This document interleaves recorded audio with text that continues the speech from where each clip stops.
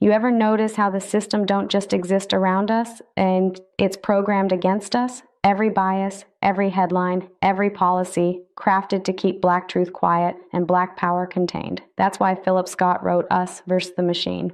This book isn't just pages and ink, it's a blueprint. It exposes how racism was engineered, marketed, and made to survive.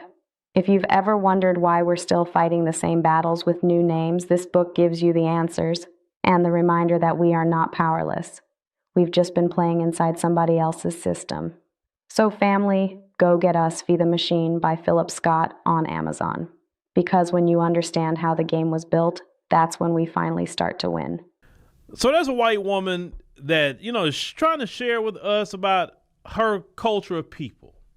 And when she was small, she couldn't watch certain television programming, not because the programming was, horrible in nature, or it was extremely, gory and violent, or, something to that effect. No, nothing like that.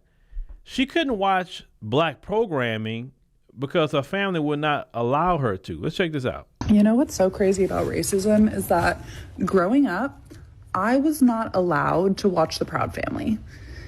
I was not allowed to watch Sister Sister. I was not at my dad's house anyway. My parents were divorced. My mom didn't give a fuck. I was not allowed to watch The Fresh Prince of Bel-Air, at my grandmother's house. We would be watching The Fresh Prince of Bel-Air this is crazy. Actually, as I'm saying this, memories are flooding back. We would be watching The Fresh Prince of Bel-Air or That's So Raven or whatever. And we would have a different movie on programmed to the last. Remember how you could just hit last and it would flip back? And when we heard someone walking down the hall, we would hit last and switch back over. And that's just crazy. Well, that doesn't surprise me at all. It's not crazy, ma'am. It's your culture. Your culture can't stand us as Black Americans. We didn't do nothing to y'all. We haven't done a thing to you to warrant any treatment like that. But y'all can't stand, your culture can't stand us so much so they don't even want to see us on TV. And the shows you're talking about is not showing nothing criminal. The Fresh Prince of Bel-Air showed a successful Black couple raising kids in a upper, class, neighborhood and schools and all of that. So there was nothing wrong with that. But even the premise of that show is offensive to a white supremacist, because how dare Black people live in a mansion? How dare Black people have great jobs and careers? How dare Black people go to certain schools that they weren't supposed to go to? And you're promoting this on a daily basis and bringing it into the homes of white people and making white people be more comfortable with Black people being successful. How dare you watch a cartoon like The Proud Family, a cartoon centered on, a Black family and different Black issues. How dare you do that? It's so many, how dare you show The Cosby Show?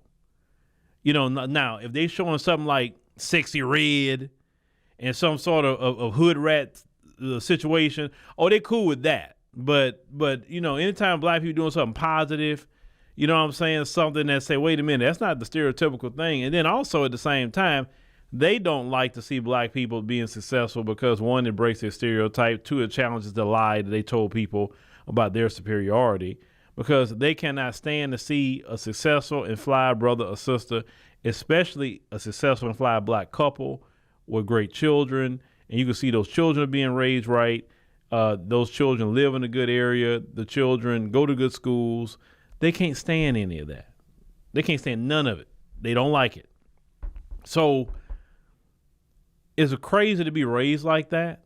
Because when we grow up as Black people, we're not told don't watch a television show because a person's white. We're never told that. Don't watch a television show because they're Hispanic or they're Asians on there. We have never did that because we don't have no hatefulness in our culture.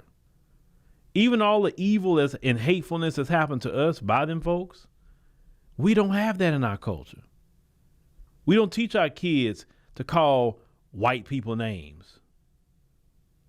We don't focus on what the white people are doing. Because when we in our areas, we're not even thinking about you. unless you somebody in your community done something to us. But if you don't do us nothing, there's nothing to talk about. Just straight up. Y'all have the issue is that their culture is that we live rent free in their minds. Even listen, they live in states where we're not even at. Look at the situation with Charlie Kirk. That happened to him in Mayo, Utah. And their first response, well, they happened on a Mayo, Utah, on a Mayo College campus. It was a Mayo sapien the one that took Charlie Kirk's life. And their response threatened HBCUs. We have nothing to do with anything with Charlie Kirk. And yet you gonna threaten. That's why I say we live rent free on these people's mind. We really need an eternal restraining order that you can't think about us, you can't go around us, you can't talk about us. Just live your life minus us. Seriously. We do not want to be in your mind. I forgot who said that. Say the most dangerous thing for a black person is to be in the mind of a white person or for them to know your name on a first name basis. You know, and that's just really what it is. But she said her mama didn't care what she watched, but the dad and the grandma over there, they cared. You understand what I'm saying? Now, the mama that didn't care, maybe she's that out of pocket type white woman. We don't know. Because they don't like that either when white women are out of pocket. They want them on 100% on team white supremacy. And videos like this, they don't like either. So, I mean, it's cool she said it. That's fine. You you're kind of just telling us what we already, knew about your culture. But, anything else, you just confirmation. That's what you're doing. You're just confirming things. But, yeah, I wouldn't want to live in a household where somebody tells me I can't watch a show because of the color of somebody's skin. That's stupid. If the show's good, I'm going to watch it. If it's not good, I'm not going to watch it. It's not going to be the show bad because of the person's skin color. The show bad just because the show's not a good show.